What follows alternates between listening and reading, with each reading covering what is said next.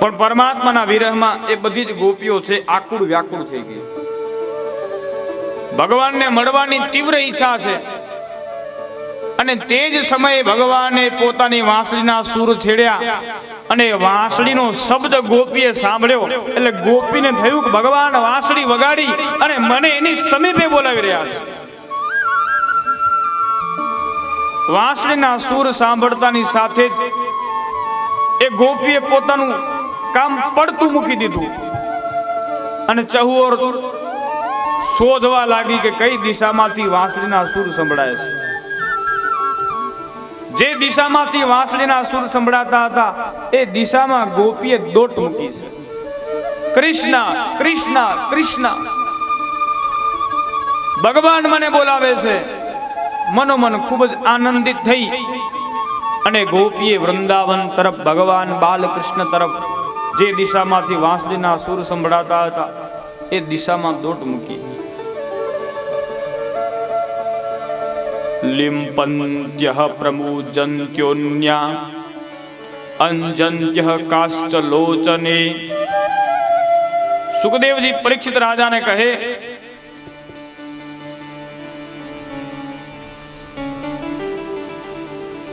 એક ગોપીઓના મનમાં ભગવાનને મળવા માટે થઈને કેટલી આતુરતા છે.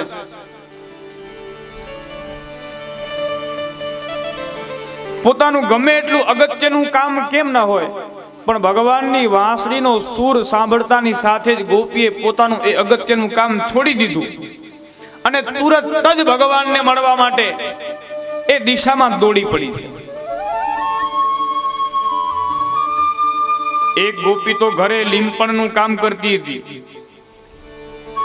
આંગણામાં લીંપણ લીપે, એના હાથ ગાયના છાણ વાળા છે, આંગણું લીપી રહી છે. ત્યાં જ ભગવાનની વાંસળીના સૂર સંભળાયા એટલે લીંપણનું કામ પડતું મૂકી પોતાના છાણ વાળા હાથ ધોયા વગર ભગવાનને મળવા માટે દોડી પડી.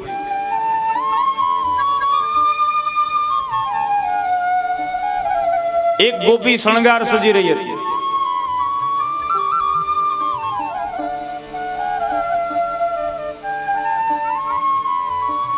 શણગાર સજી રહી હતી તે જ સમયે ભગવાનની વાંસળીના સૂર સંભળાયા અને ગોપી પોતાનું ભાન ભૂલી ગઈ. આંખમાં આંજણ આંજવાનું હતું, એની જગ્યાએ આંજણની જગ્યાએ આંખમાં કંકુ આંજી દીધું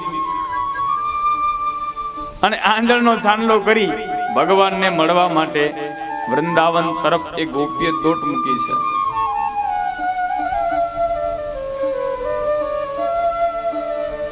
એક ગોપી ગળામાં હાર પહેરી રહી હતી અને ભગવાનની વાંસળી સંભળાઈ. શુદ્ધ બુદ્ધ ગોપી ભૂલી ગઈ અને ગળામાં પહેરવાનો હાર હાથમાં પહેરી અને ગોપી ભગવાનને મળવા માટે દોડી પડી. એક ગોપી પોતાના બાળકને પાન કરાવતી હતી અને ભગવાનની વાંસળીના સૂર સંભળાયા એટલે પોતાના બાળકને પડતું મૂકી અને ભગવાનના દર્શન માટે નીકળી પડી. એક ગોપી પોતાના પતિની સેવા કરે, પોતાના પતિને ભોજન કરાવી રહી છે. પતિની થાળીમાં ભોજન પીરસવા જાય ત્યાં જ ભગવાનની વાંસળી સંભળાણી. પતિ ભોજન બધું જ પડતું મૂકી અને ભગવાન શ્રી કૃષ્ણચંદ્રની સમીપે એક ગોપી દોડી પડી છે.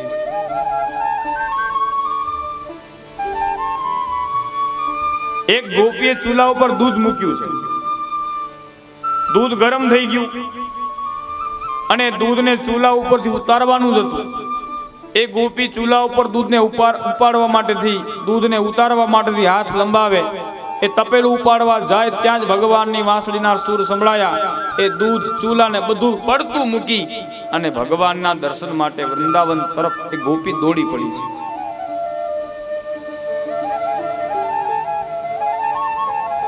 એક ગોપી પોતાના સાસુમાની સેવા કરે છે, પગ દબાવે છે અને ભગવાનની વાંસળીના સૂર સંભળાયા એટલે સાસુમાની સેવાને પણ પડતી મૂકી ભગવાનના દર્શન માટે નીકળી પડી. એને થયું ભગવાન વાંસળી વગાડી અને મને બોલાવી રહ્યા છે. એક ગોપીના ઘરે મહેમાન આવ્યા છે. મહેમાન માટે ગોપી રસોઈ બનાવે, ચૂલા ઉપર લાપસી મૂકી છે, લાપસી બની ગઈ છે, કમ્પ્લીટ તૈયાર થઈ ગઈ છે, કેવલ ચૂલા ઉપરથી ઉતારવાની જ છે. ત્યાં ભગવાનની વાંસળી સંભળાણી એટલે લાપસીને પડતી મૂકી અને ગોપી ભગવાનના દર્શન માટે વૃંદાવનમાં દોડી પડી છે. દરેકે દરેક ગોપી પોતાનું અગત્યનું કામ ન હોય, કેમ ન હોય, એ અગત્ય કામ હતું એ પણ પડતું મૂકી છોડી અને ગોપી ભગવાન બાલકૃષ્ણના દર્શન માટે જે જગ્યાએથી વાંસળીનો સૂર સંભળાતો હતો એ દિશામાં દોડી પડી છે.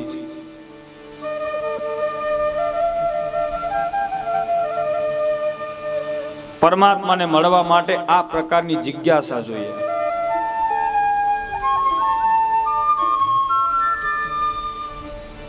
પોતાનું અગત્યનું કામ કેમ નથી, પણ જ્યારે ભગવાનને મળવાનો સમય આવે, ભગવાનને ભજવાનો સમય આવે ત્યારે એ અગત્યનું કામ પણ પડતું છોડી દેવું જોઈએ.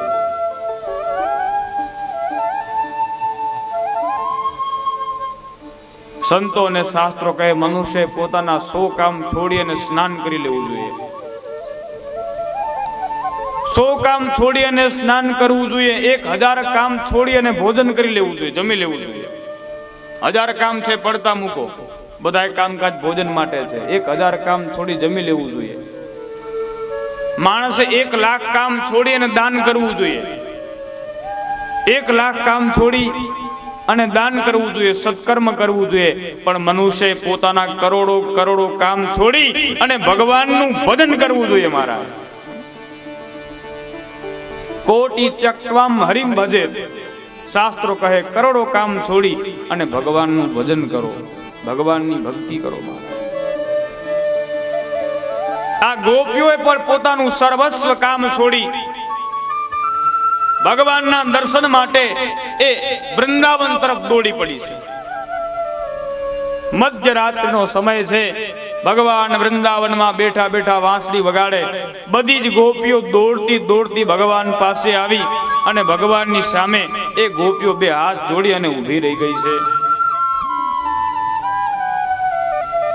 ભગવાને બધી જ ગોપીઓનું સ્વાગત કર્યું. સ્વાગતમ વો મહાભાગા પ્રિયમ કિમ કરવાણી વહ વ્રજસ્યાનામયમ કશ્ચિત વૃત્તાત્રમન કારણમ. હે મહાભાગ્યશાળી ગોપીઓ, તમારું સ્વાગત છે, પધારો.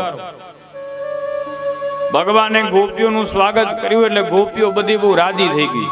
એમને થયું ભગવાને અમને બોલાવ્યા, ભગવાને અમારું સ્વાગત કર્યું.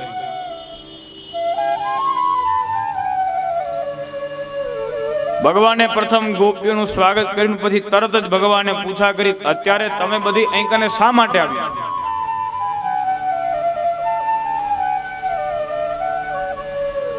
આ વૃંદાવનના સૌંદર્યના દર્શન માટે આવી છો?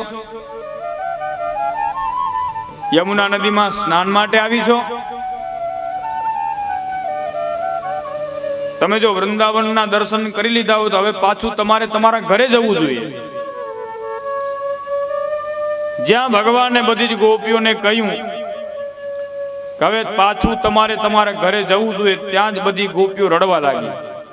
ભગવાન, અમે તમારા માટે અમારું સર્વસ્વ છોડીને આવી છે. અમે બધું છોડી તમારું શરણું લીધું છે.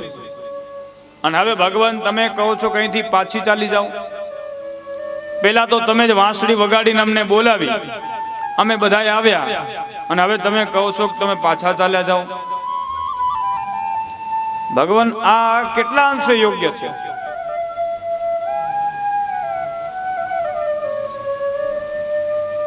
ભગવાન કૃષ્ણ કહે, ગોપીઓ, અત્યારે મધ્યરાત્રિ આપનો અહીં આ રીતે બહારે ફરવું ઉચિત નથી.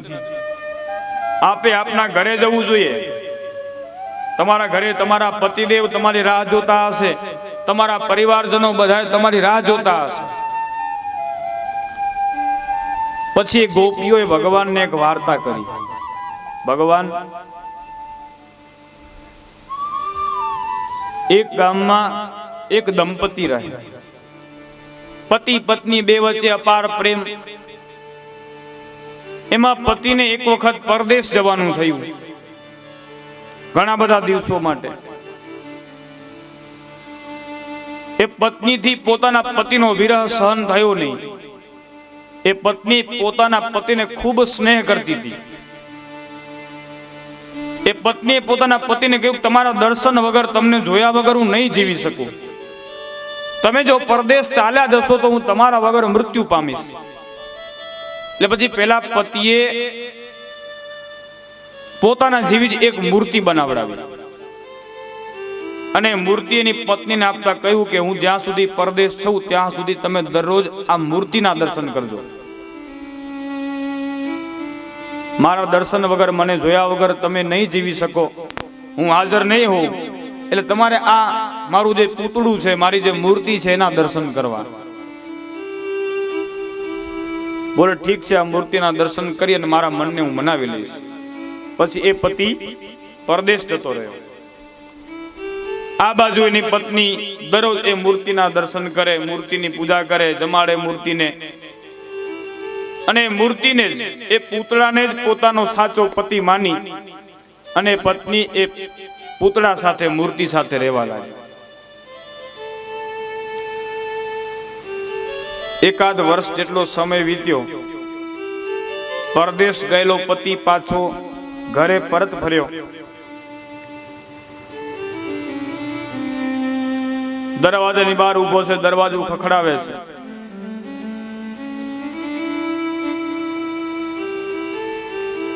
પણ એની પત્ની તો આજે પોતાના પતિનું પૂતળું છે, પોતાના પતિની જે મૂર્તિ છે એની જ સેવા કરે છે, એની જ પૂજા કરે છે, એને જ જમાડે છે, એને જ પોતાનો પતિ માની એની સેવા કરે છે. અને આ બાજુ એનો સાચો પતિ ઘરની બહાર ઉભા ઉભા દરવાજો ખખડાવે છે.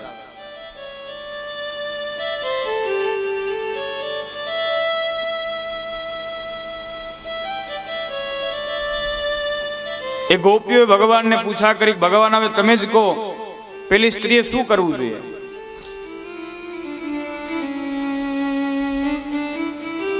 ઘરનું દરવાજો ખોલી અને પોતાના સાચા પતિને ઘરની અંદર આવવા દેવો જોઈએ, કે પછી પોતાનો જે ખોટો પતિ છે, પૂતળાનો જે મૂર્તિ છે, એની જ પૂજા કરવી જોઈએ, એને જ પતિ માની અને એની સેવા કરવી જોઈએ?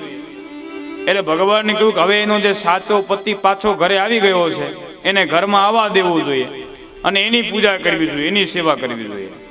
એટલે ગોપીઓએ કીધું, બસ ભગવાન, અમે પણ એ જ કરીએ છીએ. અમારા ઘરે જે પતિ છે ને એ બધા પૂતળાના ખોટા પતિ છે, બાકી અમારા બધાના સાચા પતિ તો તમે છો. અમારે તમારી પૂજા કરવી છે, તમારી સેવા કરવી છે. ઘરે જે બધા સગાવાલા છે, સ્નેહીજનો છે, પરિજનો છે, એ બધા ખોટા છે. અમારા સાચા સગા, સાચા સ્નેહી તો તમે છો. હે ભગવાન, અમારી ઉપર કૃપા કરો અને અમારો સ્વીકાર કરો. ગોપીઓનો ભાવ જોઈ અને પછી ભગવાને એ ગોપીઓનો સ્વીકાર કર્યો.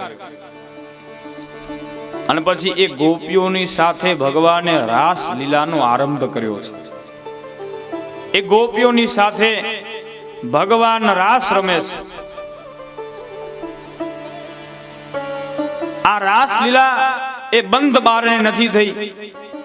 આ રાસ લીલાના દર્શન માટે બ્રહ્માદિ દેવો પણ આવ્યા છે. ઇન્દ્રાદિ દેવો પણ રાસ લીલાના દર્શન માટે આવ્યા છે અને સ્વયં ભગવાન મહાદેવ પણ એક બાર બન કે બ્રિજ કી નારી ગોકુલ મે આ ગયે. ભગવાન શંકર પણ બ્રજની નારીનું રૂપ લઈ અને આ રાસ લીલામાં સંમિલિત થયા છે. નારદજીને પણ ઈચ્છા થઈ કે હું એ રાસમાં જાઉં, મારે ભગવાન સાથે રાસ રમવો છે. નારદજી હાથમાં વીણા લઈ નારાયણ નારાયણ કરતા કરતા રાસલીલામાં પ્રવેશવા જાય ત્યાં જ સખી પહેરેદારોએ નારદજીને રોક્યા છે. નારદજી તમને પ્રવેશ નહીં મળે. બોલે કેમ? તમે પુરુષ છો. અહીં કને એક પરમાત્મા જ પુરુષ છે, બાકી બધા સ્ત્રી ભાવથી આવવાનું છે. નારદજી કહે હું પુરુષ છું, એમાં મારો શું વાક? મારે પણ ભગવાન સાથે રાસ રમવો છે, મારે પણ રાસલીલામાં જોડાવવું છે. અંતે નારદજીએ રાધા રાણીને પોકાર કર્યો, રાધાજીનું શરણું લીધું અને રાધાજી કહ્યું કે નારદજી તમે જાઓ અને રાધા કુંડમાં સ્નાન કરી આવો. નારદજી તુરત દોડતા દોડતા રાધા કુંડમાં ગયા, ત્યાં જઈ સ્નાન કર્યું અને કુંડમાંથી બહાર નીકળ્યા તો નારદજી નારદ મટી ગયા, નારદજી બની ગયા. સ્ત્રી વેશને ધારણ કરી અને નારદીએ પણ એ રાસલીલામાં પ્રવેશ મેળવ્યો છે. બ્રહ્માજી પણ રાસલીલાના દર્શન માટે આવ્યા. આ વખતે બ્રહ્માજીને ફરીથી મોહ થયો. વિચાર કર્યો કે ભગવાન કે થોડી આવી રીતે રાસ રમે. એટલે પછી ભગવાને વળી પાછો માયાનો વિસ્તાર કર્યો અને રાસલીલામાં જે એક એક ગોપી અને એક એક કાનુડું આ પ્રકારે ભગવાને સ્વરૂપ ધારણ કરેલું, એમાં બધા જ કાનુડા દેખાવા લાગ્યા બ્રહ્માજીને. બધા જ કનૈયા, બધા જ કનૈયા. બ્રહ્માજી વિચાર કરે કે આ શું, બધા કનૈયા રાસ રમે છે. આંખો બંધ કરીને વળી ખોલે તો બધી જ ગોપીઓ દેખાય, કનૈયો દેખાતો જ નથી. વળી આંખો બંધ કરી અને જુએ તો બધા જ સ્વરૂપે કનૈયાના દર્શન થાય છે. બ્રહ્માજી સમજી ગયા છે આ તો પરમ પિતા પરમેશ્વર છે. બ્રહ્માજીએ પણ ભગવાનની સ્તુતિ કરી છે. રાસલીલા ચાલુ છે.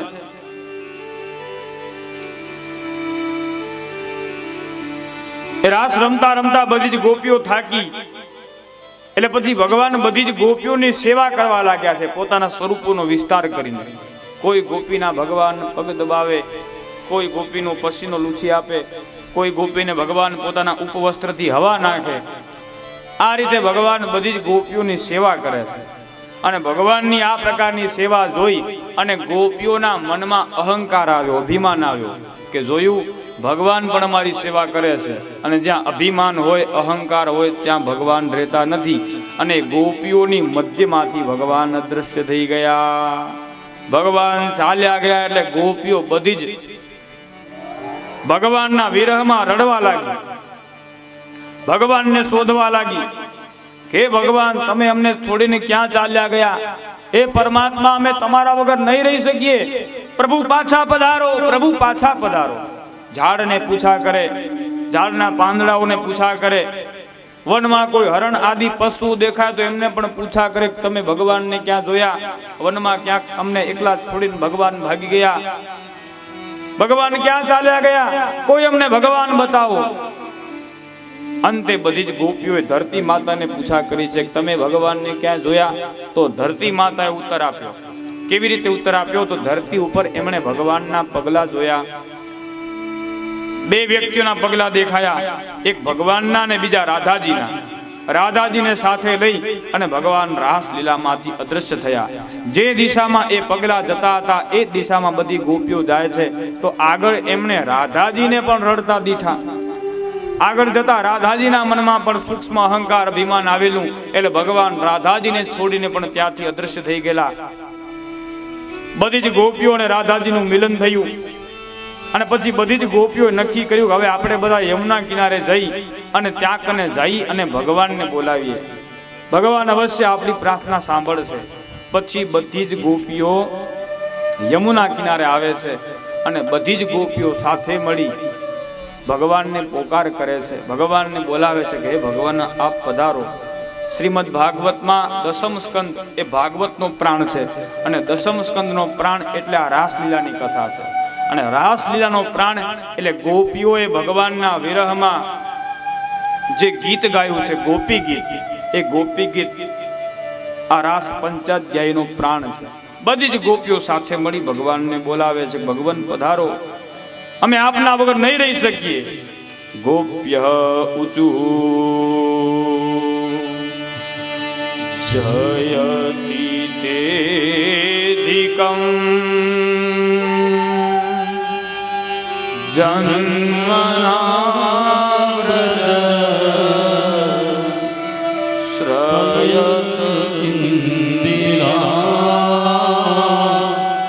सस्वदत्रयी दचितदर्शता दीक्षुता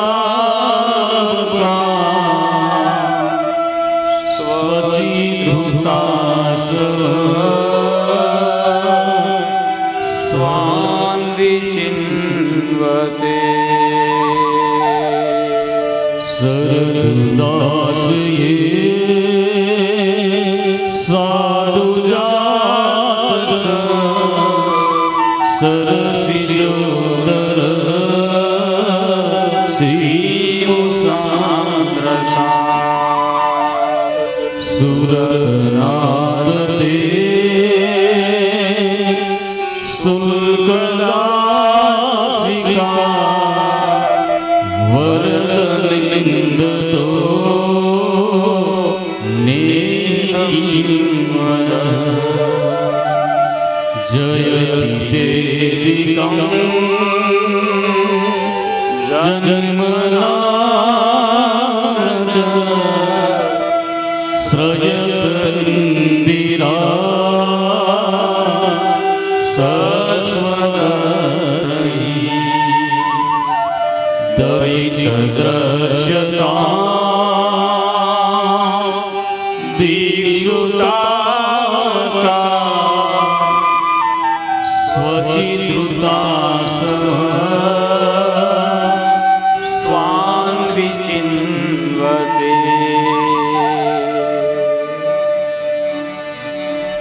हे कृष्ण, आपना जन्मथी व्रज श्रेष्ठ बन्यो छे।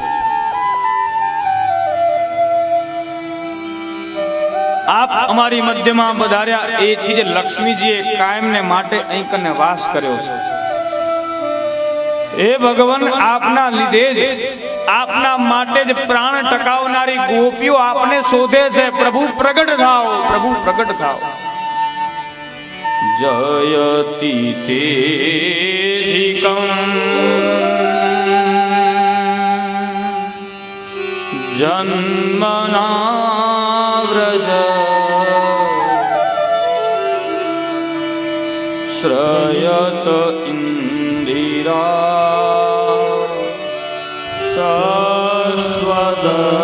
सस्वदत्रयी दचितदर्शता दीक्षुता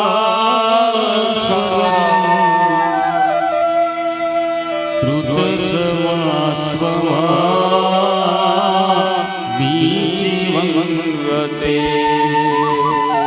विसलाप्या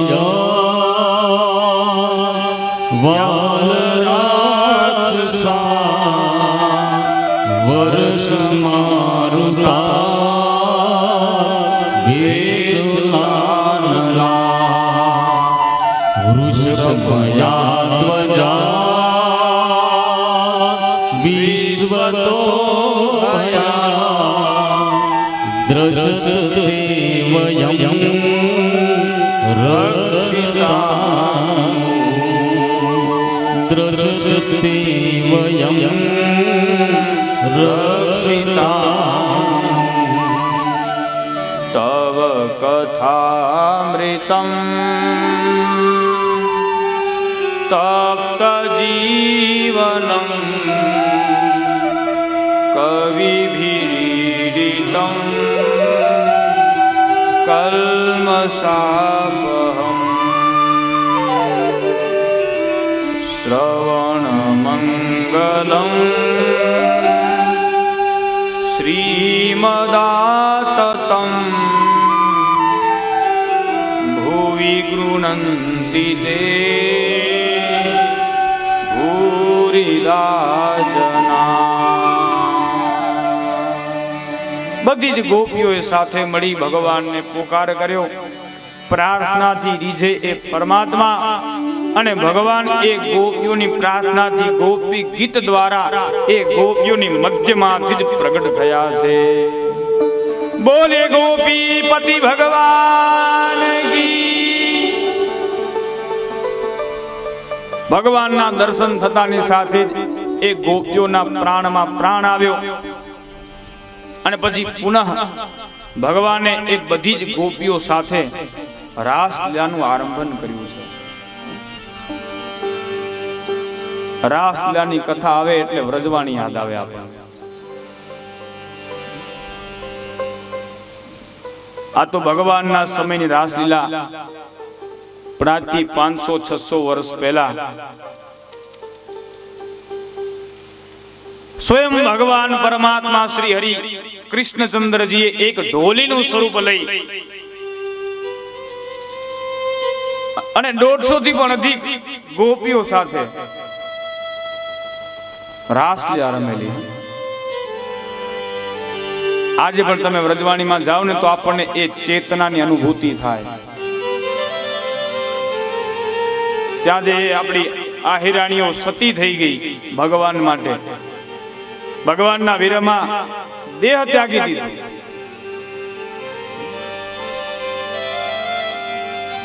એ પણ વૈશાખ મહિનાની જ ઘટના છે. વૈશાખ સુદ ચોથનો દિવસ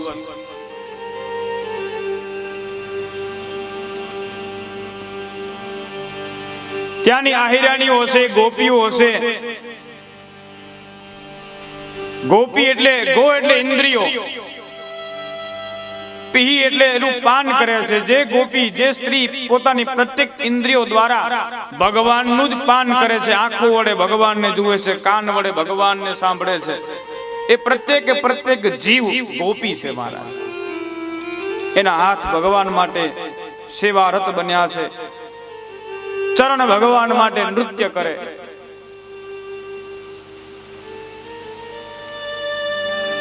એ ગોપીઓની ઈચ્છાની સંતુષ્ટિ માટે પણ ભગવાનના કલયુગમાં ઢોલીનું સ્વરૂપ લઈને આવ્યા અને ભગવાને ગોપીઓને રાસ રમાડ્યો.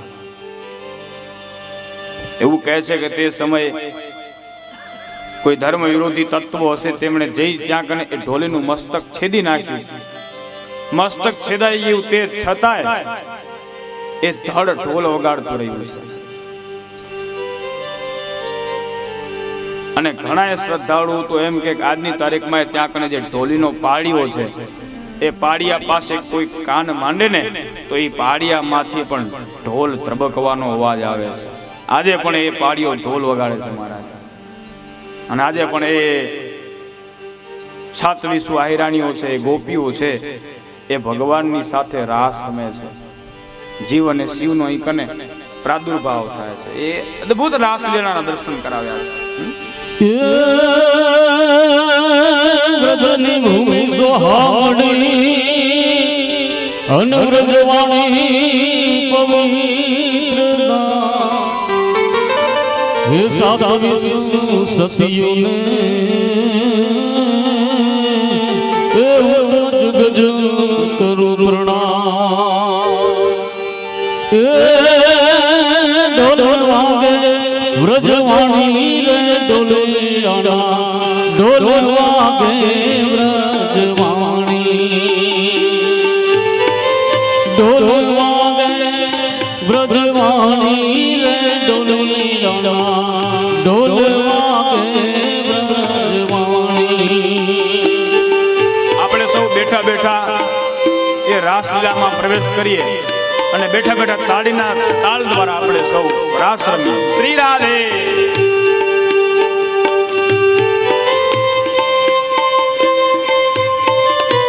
એ ગોપીઓને પણ યાદ કરીએ, એમની ચેતનાને વંદન કરીએ, એમની ભક્તિને વંદન કરીએ, વ્રજવાણીની પાવન ધરાને પણ વંદન કરીએ. એ આહિરાણીઓના, એ ગોપીઓના સતીત્વને પણ આપણે સૌ વંદન કરીએ. શ્રી રાધે.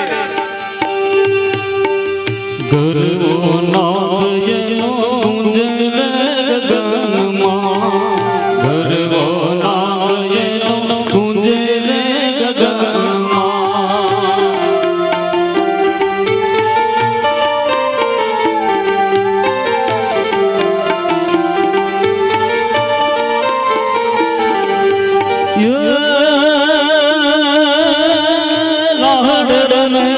आय रानी रे डोली राना ढोल वागे व्रजवाणी ढोल वागे व्रजवाणी रे डोली राना ढोल वागे व्रजवाणी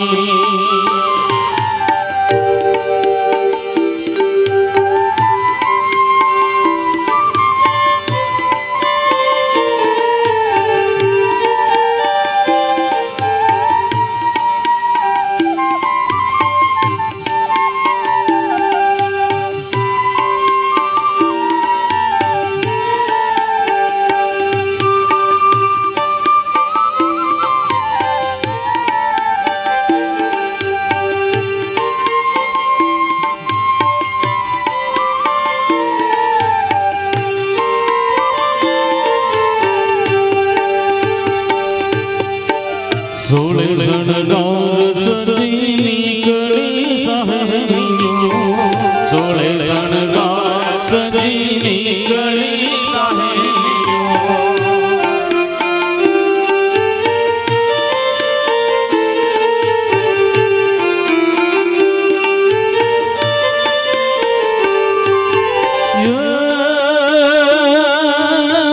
सात विजुरों में आय रानी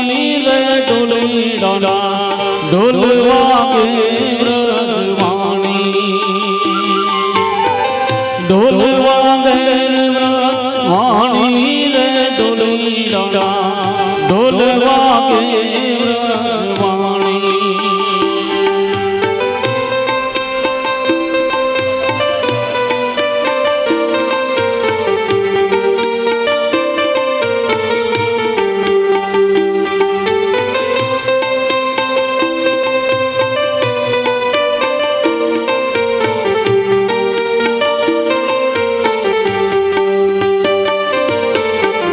ब्रज गेले मने वागदार डोल पर ब्रज गेले मने वागदार डोल पर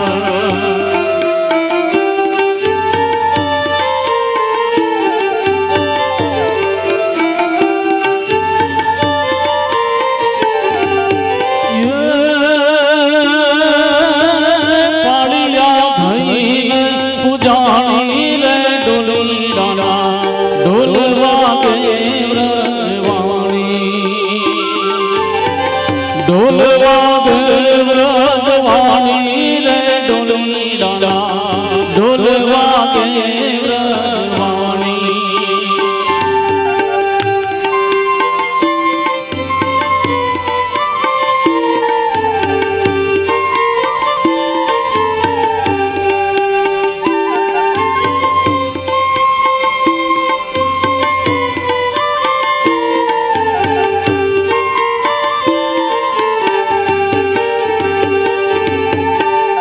इतिहास व्रजवाणी ना पागरे इतिहास व्रजवाणी ना पागरे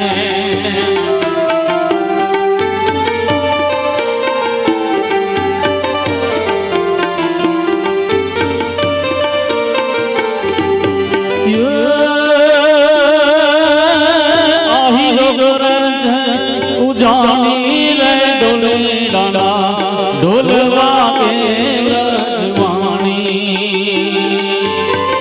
ढोल वागे व्रजवाणी रे डोली राना ढोल वागे व्रजवाणी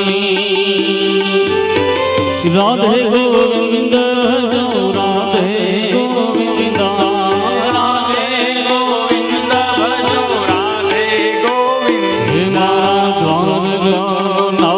भजो राधे गोविंद द्वारिका नाथ भजो राधे गोविंद वल्लभ श्रीनाथ भजो राधे गोविंद वल्लभ श्रीनाथ भजो राधे गोविंद बदरी शाल भजो राधे गोविंद बदरी विशाल भजो राधे गोविंद पुरी जगन्नाथ भजो राधे गोविंद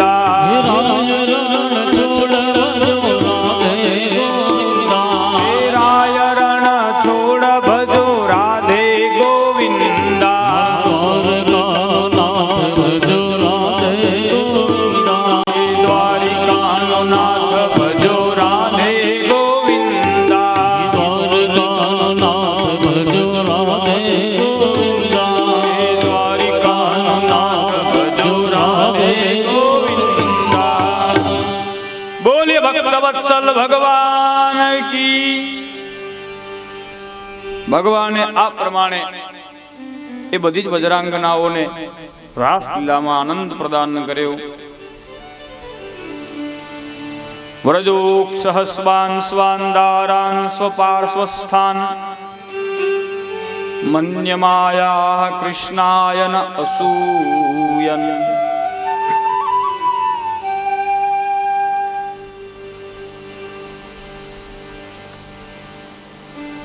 ભગવાને ઘણા સમય સુધી એ બધી જ ગોપીઓને આનંદ પ્રદાન કર્યો. રાસલીલા જલ ક્રીડા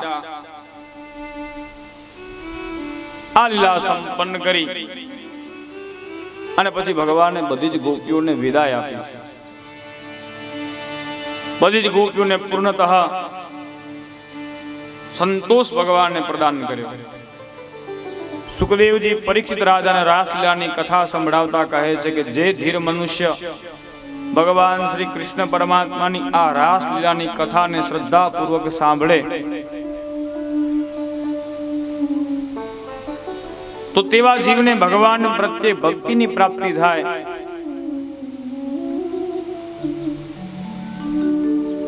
અને એના હૃદયમાં જે કામરૂપી રોગ રહેલો છે એ સત્વરે દૂર થઈ જાય છે. વિક્રીડિતમ વજ્રવધૂભિદમ ચ વિષ્ણુ શ્રદ્ધાન્વિતો નૃ શૃણુયાદથ વર્ણયેદ્યઃ ભક્તિમ પરામ ભગવતી પ્રતિલભ્ય કામમ રદ્રોગમાસ્વપહિનાત્ય ચીરેણ ધીરઃ. તત્પશ્ચાત સુખદેવજી આગળ કથા કહે. શ્રી સુક ઉવાચ એકદા દેવ યાત્રાયામ ગોપાલા જાત કૌતુકા અનૌભિરન્યુક્ત્યે પ્રયયુસ્તે અંબિકાવનમ. એક વખત બધા જ ગોપ મિત્રો સાથે, બધા જ ગોવાળો સાથે, વ્રજવાસીઓ સાથે, નંદ બાબા, કૃષ્ણ ભગવાન બધા સાથે મળી અને યાત્રા માટે પ્રયાણ કર્યું છે. ભગવાન પશુપતિનાથ મહાદેવના દર્શન માટે અને અંબિકા દેવીના દર્શન માટે વ્રજવાસીઓ પ્રયાણ કર્યું.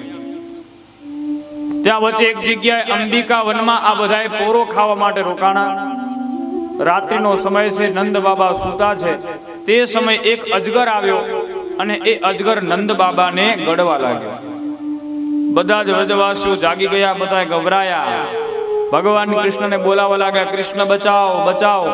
ભગવાન દોડતા દોડતા આવ્યા અને ભગવાને પોતાના ચરણનો સ્પર્શ એ અજગરને કર્યો એટલે તુરત જ એ અજગરને મુક્તિ પ્રાપ્ત થઈ ગઈ. એ અજગરનો દેહ મટી ગયો અને એક સુંદર સ્વરૂપવાન પુરુષ એમની સમક્ષ પ્રગટ થઈ ગયો. એ અજગરના બંધનમાંથી નંદ બાબાને ભગવાને મુક્ત કરાવ્યા. ભગવાન તો સર્વજ્ઞ છે, અંતર્યામી છે, બધું જાણે છે. તે છતાંય ભગવાન લીલા કરવાના હેતુથી એ પ્રગટ થયેલા પુરુષને પૂછા કરી, તમે કોણ છો? એટલે પુરુષે પોતાનો પરિચય આપ્યો કે હું સુદર્શન નામનો એક વિદ્યાધર છું. હું અત્યંત સુંદર દેખાવાળો હતો અને એક વખત મેં અંગિરસ કુળના એક ઋષિને જોયા. એ ઋષિ બહુ કદરૂપા હતા અને એ કદરૂપા ઋષિને જોઈને મેં એમની મજાક ઉડાવી. પરિણામે એ ઋષિ મારા ઉપર ક્રોધિત થયા અને એમણે મને શ્રાપ આપી દીધો કે તું અજગર થઈ જા. એ ઋષિના અપરાધના કારણે મને અજગર દેહની પ્રાપ્તિ થઈ. પછી મેં ઋષિ પાસે માફી માંગી તો ઋષિએ કહ્યું કે તને ભગવાનના ચરણનો સ્પર્શ થશે એટલે શ્રાપમાંથી મુક્તિ મળશે. આજે ભગવાનના ચરણનો સ્પર્શ થયો એટલે વિદ્યાધરને અંગિરસ કુળના એ ઋષિના શ્રાપમાંથી મુક્તિ મળી છે. હે ભક્તજનો, આ કથા મનન તમને શીખવે છે ક્યારે પણ કોઈ અપંગ વ્યક્તિને જોઈ, કોઈ કદરૂપા વ્યક્તિને જોઈ, કોઈ મંદ બુદ્ધિવાળા વ્યક્તિને જોઈ એની મજાક ન ઉડાવી, એની હાંસી ન ઉડાવી. આપણે જો એની મજાક ઉડાવીએ, એની હાંસી ઉડાવીએ તો પછી બીજા જન્મમાં ભગવાન પણ આપણને એમના જેવા બનાવે છે. કોઈ ગરીબ વ્યક્તિને જોઈ, કોઈ ભિક્ષુક વ્યક્તિને જોઈને પણ એની મજાક ન ઉડાવી. તમે એને દાન ના આપો, એની મદદ ન કરી શકો તો કોઈ વાંધો નહીં, પણ ક્યારે પણ કોઈના દુઃખ ઉપર હસશો નહીં, કોઈની પીડા ઉપર હસશો નહીં.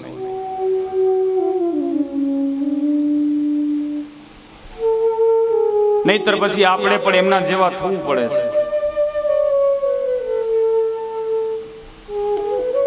કોઈ અપંગ અપાહિજ વ્યક્તિ હોય તો એની મદદ કરીએ, એની સેવા કરીએ, પણ ક્યારે એમની મજાક ન ઉડાવીએ.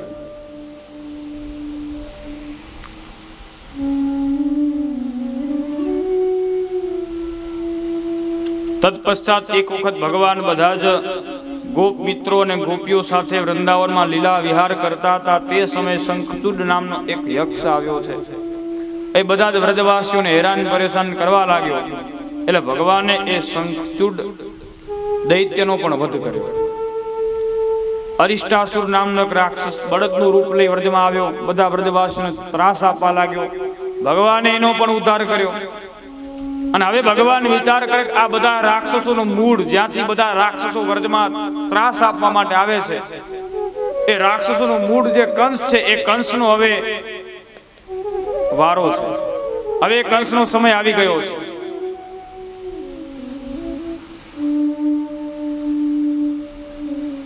ભગવાને નારદજીને પ્રેરણા કરી.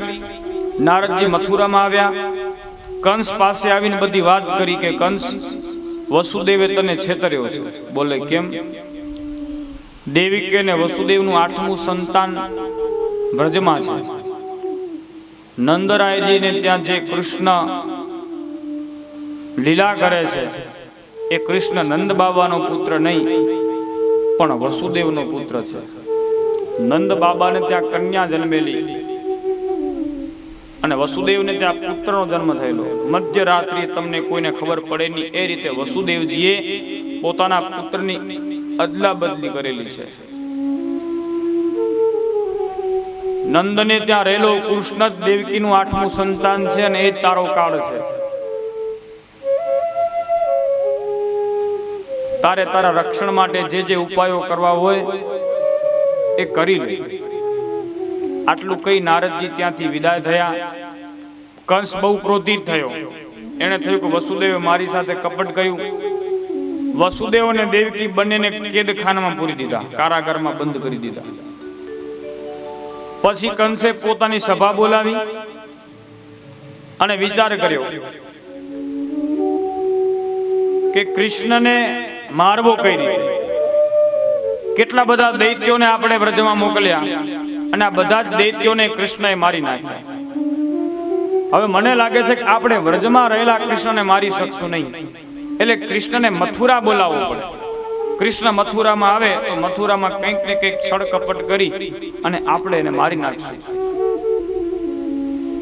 કંસે આ પ્રકારની ચર્ચા વિચારણા કરી અને પછી કંસે ધનુર મહોત્સવ ઉજવવાનું નક્કી કર્યું. એને વિચાર કર્યો કે આમ તો કૃષ્ણ મથુરામાં આવશે નહીં, એટલે ધનુર મહોત્સવ, ધનુર્યાગ ઉજવવું, એમાં બધા જ વ્રજવાસીઓને આમંત્રણ આપવું અને કૃષ્ણ અને બલરામને પણ આ મહોત્સવમાં બોલાવવું.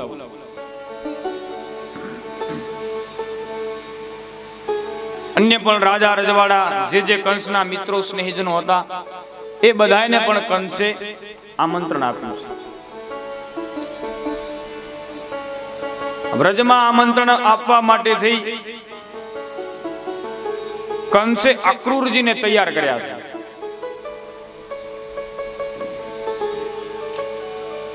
અક્રૂરજી ભગવાનના પરમ ભક્ત છે.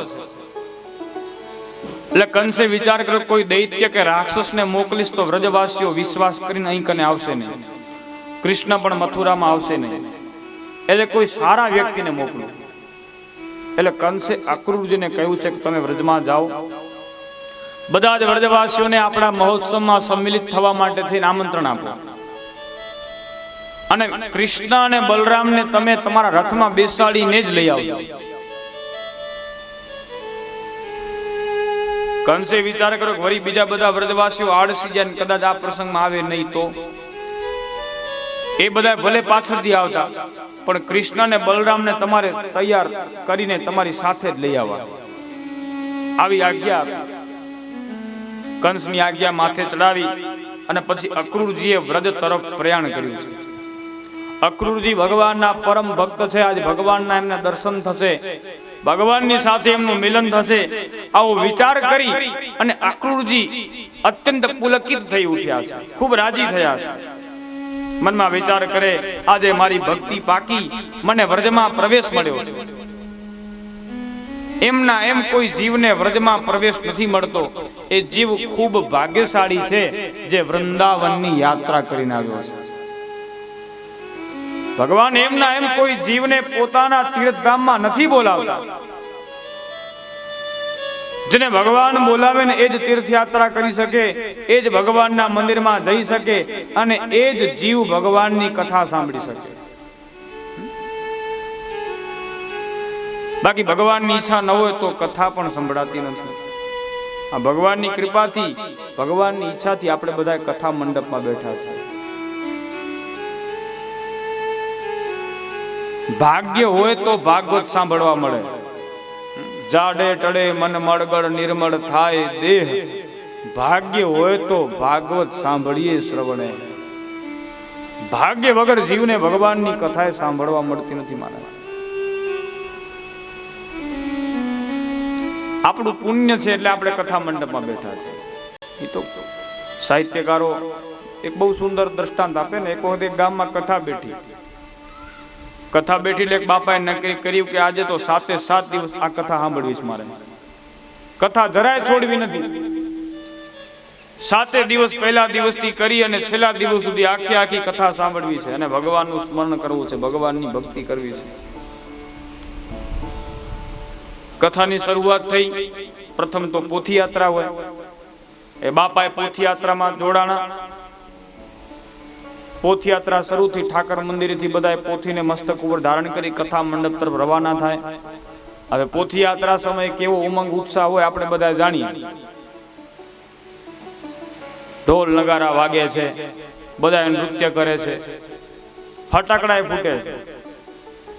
આ બાપાએ પોથી યાત્રામાં જોડાણા અને એમાં કોઈ છોકરાએ બાપાની બાજુમાં આવીને ફટાકડો ફોડ્યો.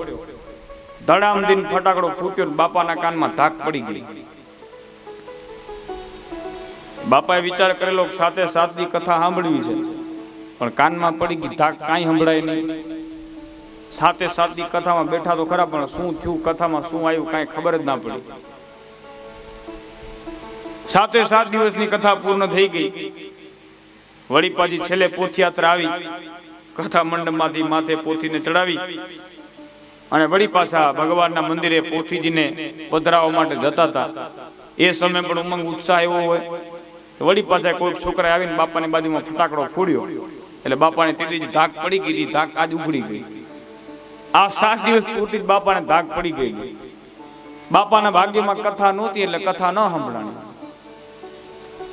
ભાગ્ય વગર જીવને કથા સાંભળવા નથી મળતી.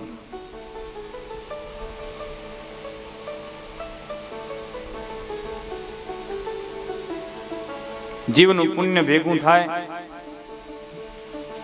ત્યારે એ પરમાત્માની સમીપે જઈ શકે, ત્યારે ભગવાનનું નામ લઈ શકે, ભગવાનની ભક્તિ પ્રત્યેને પ્રીતિ જાગે. આ બહુ દુર્લભ છે. માનવ જન્મ એ દુર્લભ છે ને માનવ જન્મ મળ્યા પછી ભગવાન પ્રત્યે પ્રીતિ જાગવી, ભગવાનની કથા પ્રત્યે, ભજન પ્રત્યે રસ જાગવો બહુ દુર્લભ છે. સાંસારિક વિષયો પ્રત્યે બધાને રસ જાગે પણ ભગવાનના ભજન પ્રત્યે બહુ ઓછા લોકોને રસ જાગે. ભીખાભાઈ, ગામ તો બહુ મોટું છે આપણું લલિયાણા, પણ પ્રભાત ફેરીમાં 4-5 જણા જ આવે, બધાને રસ નથી જાગતો. ખાલી 4-5 જણાની જ વસ્તી નથી પણ રસ જાગવો. આપણે બધા એમ તો કઠણ તો થઈએ જ. રસ જાગવો મહત્વનો છે, જે બધાને પ્રાપ્ત નથી થતો. જીવ ઉપર ભગવાનની કૃપા ઉતરે તો જ એને ભક્તિ કરવાની ઈચ્છા જાગે, સત્કર્મ કરવાની ઈચ્છા જાગે, ભજન કરવાની ઈચ્છા જાગે.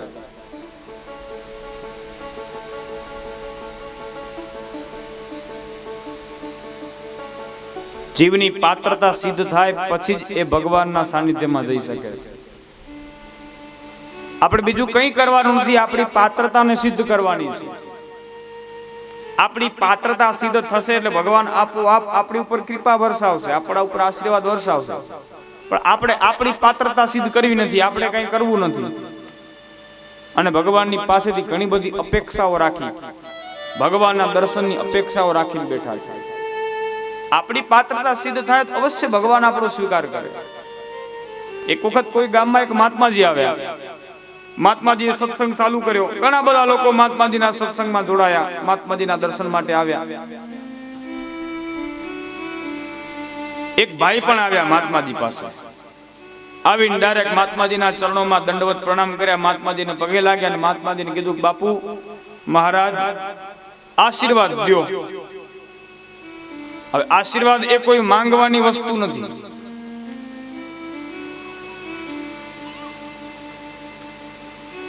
મહારાજ આશીર્વાદ દો એટલે પેલા મહારાજજીએ પાડી દીધી ના, કે આશીર્વાદ તને નહીં દો. પેલો વ્યક્તિ કે આશીર્વાદ કેમ નહીં દો મહારાજ? બોલે તને સમય આવશે ને ત્યારે સમજાવીશ. ઠીક છે મહારાજ. થોડાક દિવસો વીત્યા એટલે પછી એ મહાત્માજી નગરમાં ભિક્ષા માંગવા માટે નીકળ્યા. ઘરે ઘરે ભિક્ષા માંગે અને ભિક્ષા માંગતા માંગતા એ મહાત્માજી પેલા વ્યક્તિના ઘર પાસે આવીને ઉભા રહ્યા, જે આશીર્વાદ માંગવા આવ્યો હતો. એના ઘર પાસે આવીને ઉભા રહ્યા અને કહ્યું, ભિક્ષાન દેહી, ભિક્ષા આપો. પેલા ભાઈ તો દોડતા દોડતા બારે આવ્યા. જ્યાં જોયે તો પોતાના ગુરુ મહારાજ મહાત્માજી ઉભા છે. બહુ રાજી થઈ ગયો, અરે મહાત્માજી તમે મારા ઘરે ભિક્ષા માંગવા માટે? પધારો પધારો. ગુરુજી કે નહીં, આવવું નથી, ભિક્ષા લેવા આવ્યો છું, મોડું થાય છે, ભિક્ષા આપી દે હું નીકળું. પેલા વ્યક્તિ કીધું કે મહારાજ થોડી વાર માટે ઉભા રહ્યો, મારા ઘરે સુંદર મજાની ખીર બનાવી છે, દૂધ પાક બનાવ્યો છે. ખીર ને દૂધ પાક બે એક જ ને કે અલગ અલગ? અલગ અલગ હોય. અચ્છા, મેં કીધું એક જ હોતું હોય છે. અમારો વિષય નથી ને. એ ખીર બનાવી છે.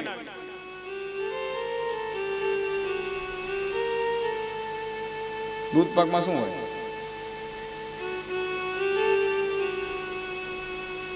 ખીરમાં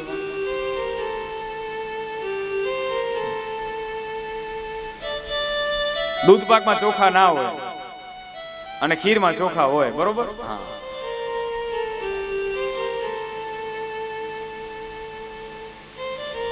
આ તો ખીર બનાવી છે. ખીરમાં કાજુ બદામ ની તો બધું પડે ને. કેસર નખાય? નખાય ને? હા. એલચી નખાય? આ બધો બહેનોનો વિષય છે, આપણે એમને પૂછા કરવી પડે. ના કે આપણે કાંઈક બનાવવા બીજું બેઠા હોય ને બની કાંઈક બીજું જાય. શું બને કાંઈ ખબર જ ના પડે. એટલે ભાઈ કીધું મારા થોડી વાર માટે ઉભા રહ્યો, મારા ઘરે આજ ખીર બનાવી છે, હું તમને ખીર આપું ભિક્ષામાં. મહાત્માજી કે ઠીક છે, લઈ આવ. પેલા ભાઈ તો દોડતા દોડતા ઘરે ગયા, રસોડામાંથી ખીરનો વાટકો ભરી આવ્યા. સુંદર મજાની ખીર બનાવી હતી. આમ અંદર આમ કાજુ બદામ નાખેલા, કેસર નાખેલું, કિસમિસ નાખેલા. ખીરનો વાટકો આમ બાજુમાં પડ્યો, ક્યાં સુધી એની સુગંધ આવે આવી મસ્ત જોરદાર ખીર બનાવી. પેલા ભાઈ દોડતા દોડતા ખીરનો વાટકો લઈને આવ્યા અને કીધું કે હાલો મહારાજ ભિક્ષા. એટલે પેલા મહાત્માજી પોતાનો જે ભિક્ષા પાત્ર હતું, પોતાનો જે વાટકો હતો, એ વાટકો આમ કરીને આગળ કર્યો, ભલે આમાં નાખી દે. એટલે પેલો વ્યક્તિ એમાં ખીર નાખવા જાય ત્યાં એની દ્રષ્ટિ પેલા મહાત્માજીના વાટકા ઉપર પડી. જે ભિક્ષા પાત્ર હતું ને ભિક્ષા લેવાનું, એ વાટકા ઉપર નજર પડી. કીધું કરે મહારાજ આમાં તો કચરો છે. મહાત્માજી કે હાલે હાલે મારે નાખી દે ને, આપણે કચરો હાલે નાખી દે આમાં.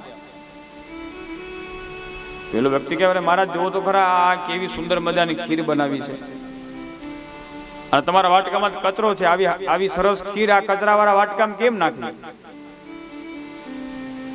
મહાત્માજી કે ચાલે, મને બધું નાખી દે ને.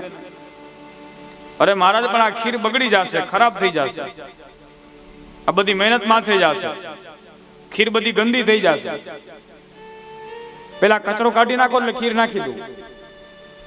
મહાત્માજી કે જ્યાં સુધી આ વાટકામાંથી કચરો નહીં કાઢું ત્યાં સુધી તું આમાં ખીર નહીં નાખ. બોલે ના. તો સાંભળ, તેની તું મને કહેતો હતો ને કે તમે મને આશીર્વાદ કેમ નથી આપતા? તું મારા ખાલી આ એક સામાન્ય કચરાવાળા વાટકામાં આ તારી સામાન્ય ખીર નથી નાખતો, તો મારે મારા અમૂલ્ય આશીર્વાદ આ તારા કચરાવાળા ખોપરામાં કેમ નાખવા? તારી ખોપરીમાં જોતો ખરો કેટલો કચરો ભર્યો છે, કામ, ક્રોધ, મદ, લોભ, મોહ, કોઈના પ્રત્યે ઈર્ષા, કોઈના પ્રત્યે વેર. તું તારો વાટકો ચોખ્ખો કર એટલે હું તને આશીર્વાદ દઈશ. આપણે આપણી પાત્રતાને સિદ્ધ કરીએ મહારાજ, આપણો વાટકો ચોખ્ખો રાખીએ. અને આ કથા છે ને, કથા એ આપણા અંદરનો જે વાટકો છે ને, આપણા અંદરમાં એક જે સંચો છે ને કટાયેલો, એને ચોખ્ખું કરવાનું કામ કરે છે. અને ભાગ્યશાળી જીવ હોય ને એનો સંચો ચોખ્ખો થાય. બાકી તો કેટલી કથા સાંભળો, બધાના વાટકા ચોખ્ખા નથી થતા.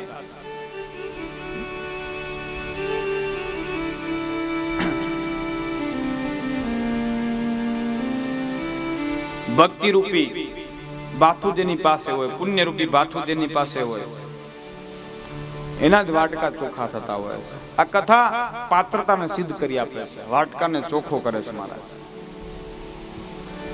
આજ અક્રૂરજીની પણ પાત્રતા સિદ્ધ થઈ અને એમને વ્રજ ભૂમિમાં પ્રવેશ મળ્યો છે. વ્રજમાં આવ્યા છે ભગવાન કૃષ્ણચંદ્રજી અને બલરામભાઈએ બંને હરખ ફેર અક્રૂરજીનું સ્વાગત કર્યું છે. કાકા કહી અને ભગવાને અક્રૂરજીને બોલાવ્યા. ત્યાં તો અક્રૂરજીના રૂવાડા પુલકિત થઈ ઉઠ્યા કે ભગવાને મને કાકા કીધા. ભગવાન કૃષ્ણ અક્રૂરજીને નંદ ભુવનમાં લાવ્યા છે, નંદ બાબા સાથે મળાવ્યા છે.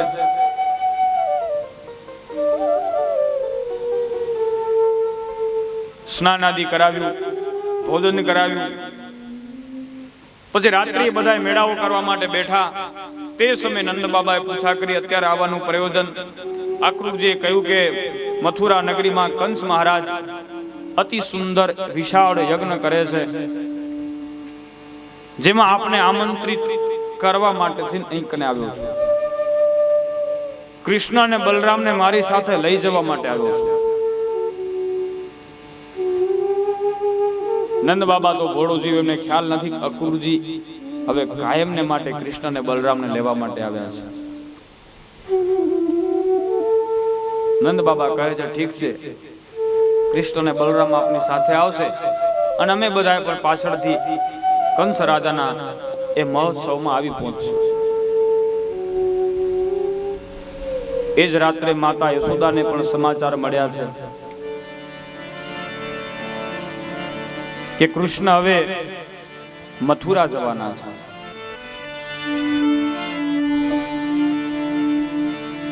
જન્મથી લઈ અત્યાર સુધી માએ ક્યારેય કૃષ્ણને પોતાનાથી અડગો નથી કર્યો. આજ ભગવાન કૃષ્ણને મથુરા જવાનો સમય આવ્યો, માનું હૃદય દ્રવી ઉઠ્યું.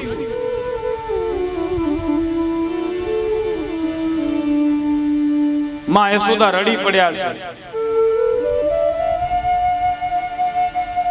માને રડતા જોઈ ભગવાન કૃષ્ણ મા પાસે આવ્યા. કહ્યું માં શું થયું, કેમ રડો છો? કનૈયા, અક્રૂરજી કહે છે કે એ તને મથુરામાં લઈ જશે. લાલા તું મને છોડીને જતો રહેવાનો?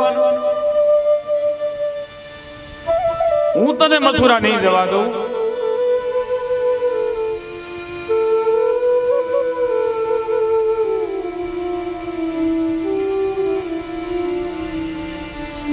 કનૈયા, તારા વગર હું નહીં રહી શકું.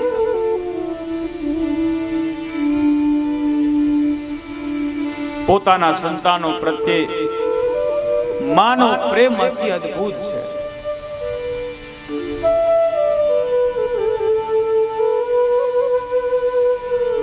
માં એ માં મહારાજ.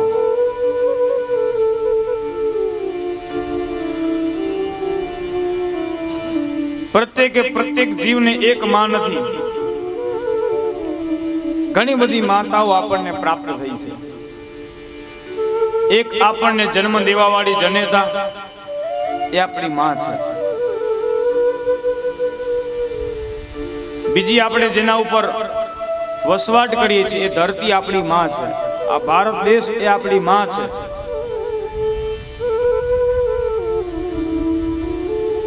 જે પાવન ધરોહર નીચે ઊંડ તમે જીવીએ છીએ એ સંસ્કૃતિ આપણી માં છે. જેનું પાણી પી આપણે જીવીએ છીએ, આપણા જીવનને આપણા દેહને ટકાવી રાખીએ છીએ, એ નદી આપણી માં છે. જેના થકી આપણું પોષણ થાય છે એ પ્રકૃતિ આપણી માં છે. જે આપણને દૂધ આપે છે એ ગાય આપણી માં છે. ખરેખર કરુણતાની સાથે કહેવું પડે કે અત્યારે આપણી પ્રત્યેક માનું અસ્તિત્વ જોખમમાં છે. આપણી પ્રત્યેક માં દુખી છે.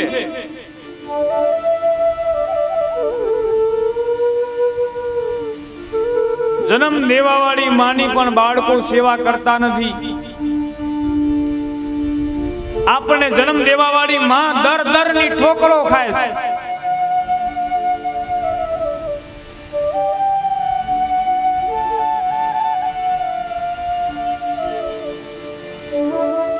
વાતે વાતે એના સંતાનો પોતાની માને નીચું દેખાડે છે, અપમાનિત કરે છે.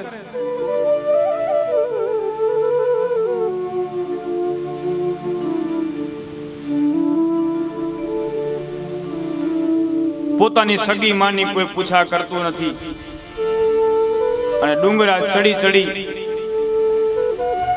એ ડુંગર ઉપર બેઠેલી પથ્થરની જે માં છે એની બધા પૂજા કરવા જાય છે. એ ડુંગરા ચડી ડુંગરાવાળી માને લોકો ચુંદડી ચડાવવા જાય ત્યારે ડુંગરવાળી માં કહેતી હશે કે બેટા તું મને ચુંદડી ચડાવાયો?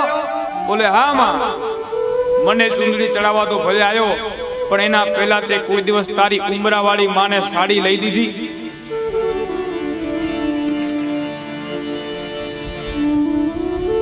મને પ્રસાદ ધરાવસ પણ કોઈ દિવસ તારી જન્મ દેવા વાળી માને રોટલાની પૂછા કરી? પેલા એની પૂછા કર, પેલા એની સેવા કર, બાકી મારે આ તારી કોઈ વસ્તુઓની જરૂર નથી. એ ડુંગરાવાળી માને પછી રાખજો. આપણા ઘરે જે માં બેઠી છે ને એને રાજી રાખો, એની સેવા કરો. એ માએ આપણા બધા માટે બહુ દુઃખ વેઠ્યા છે, બહુ તકલીફ બેઠી છે.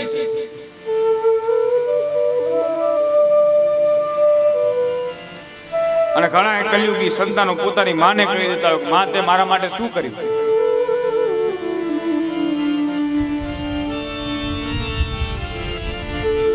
તે અમારા માટે જે પણ કંઈ કર્યું એનાથી કઈ અમારા ઉપર તે ઉપકાર નથી કર્યો.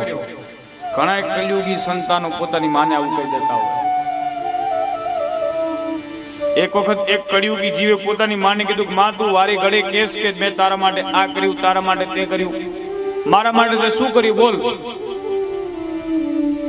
તું કઈ બદલો વાળી દઉં, બોલ તને કેટલા પૈસા જોવે? આજે હિસાબ ક્લિયર કરી નાખીએ આપણે.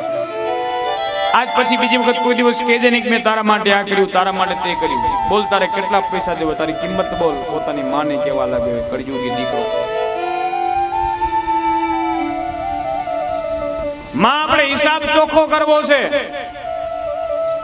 માં કહે ઠીક છે બેટા, હિસાબ ચોખ્ખો કરવો છે ને, કાંઈ વાંધો નહીં, મને થોડો સમય આપ, બધા હિસાબની ગણતરી કરીને હું તને કહી દઈશ, એટલે પછી આપણે હિસાબ ચોખ્ખો કરી નાખશું.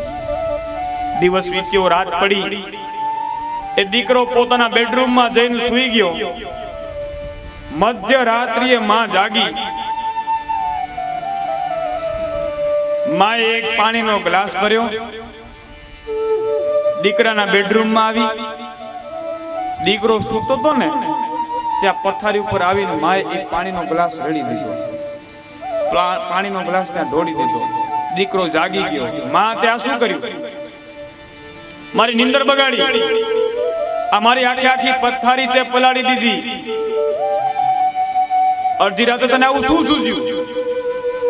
માં કહે બેટા સવાર તું કહેતો હતો ને કે આપણે હિસાબ ચોખ્ખો કરવો છે. આ હિસાબ ચોખ્ખો કરવાની શરૂઆત કરી. મેં તો આજે એક વખત જ તારી પથારી પલાળી, આજે એક વખત જ તારી નિંદર બગાડી, પણ બેટા તે તો કેટલી વખત મારી પથારી પલાળી અને કેટલી વખત મારી નિંદર બગાડી છે. મેં તો આજે એક જ વખત તારી નિંદર બગાડી છે, એમાં તું થાકી ગયો. મા બાપ નું ઋણ આપણે જીવનમાં ક્યારે પણ ચૂકવી શકવાના નથી.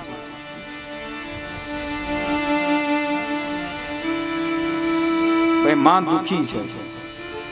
જ્યારે બાળક નાનો હોય, બાપ બાળકને વઢે, બાળક રીસાઈ જાય એટલે બાળક જમે નહીં, બાળક ખાય નહીં એટલે માં દુખી થાય.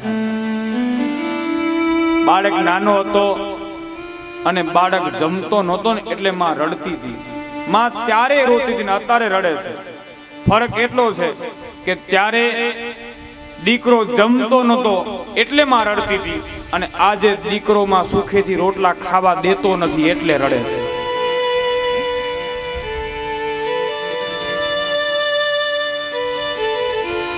એવા પ્રભુના એ પ્રેમ તણી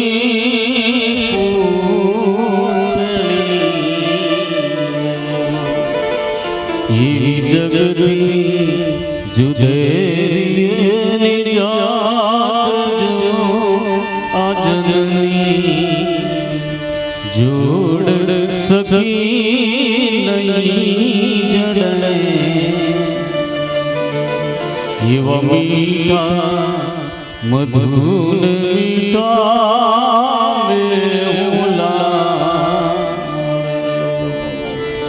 અરે મીઠી છે મોરી માજો આજની નિજોડ જગમાં નહીં જડે.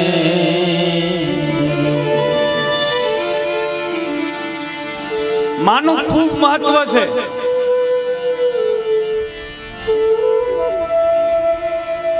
માની પાસે જે પ્રેમ રહેલો છે પોતાના સંતાનો પ્રત્યેનો,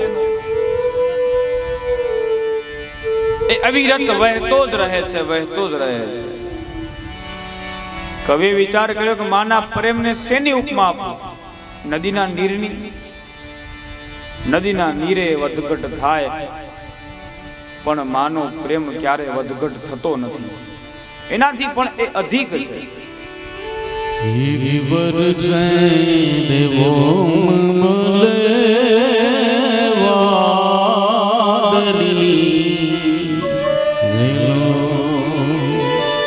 મારી માનો રે પ્રેમ બારમાસ જો આજની જોડ સકી નહીં જડે એ મારી જની નિજોડ જગમાં નહીં જડે. માં પોતાના સંતાનોને ખૂબ ચાહે છે, ખૂબ પ્રેમ કરે. માનું ખૂબ મહત્વ છે. માનું મહત્વ છે ને એટલું ને એટલું બાપનું મહત્વ છે.